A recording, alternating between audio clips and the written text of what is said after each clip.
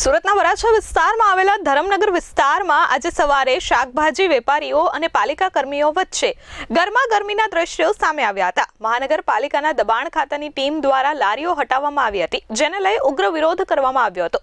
મામલો વધતા પોલીસને બોલાવવાની ફરજ પડી હતી, જોકે પોલીસે ઘટના સ્થળે પહોંચી મામલો શાંત પાડ્યો હતો।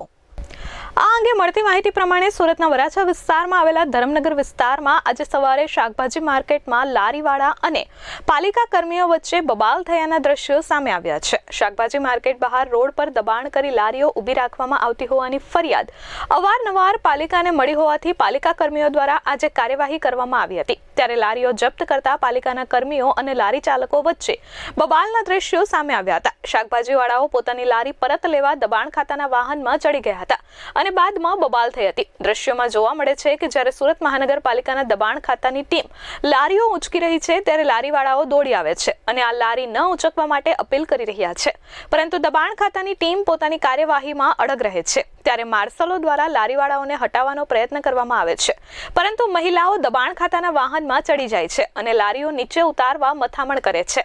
આ દરમિયાન શાબ્દિક પ્રહારો પણ થાય છે અને ઝઘડાઓ કરવામાં આવે છે। મનપાની ટીમ દ્વારા જણાવવામાં આવ્યું છે કે તમે રોડ પર દબાણ ના કરો, છતાં પણ લારીવાળાઓ દ્વારા દબાણ કરવામાં આવતું હોવાની ફરિયાદ વારંવાર મહાનગરપાલિકાને મળે છે। ત્યારે આજે કાર્યવાહી દરમિયાન ઘર્ષણના દ્રશ્યો સામે આવ્યા હતા।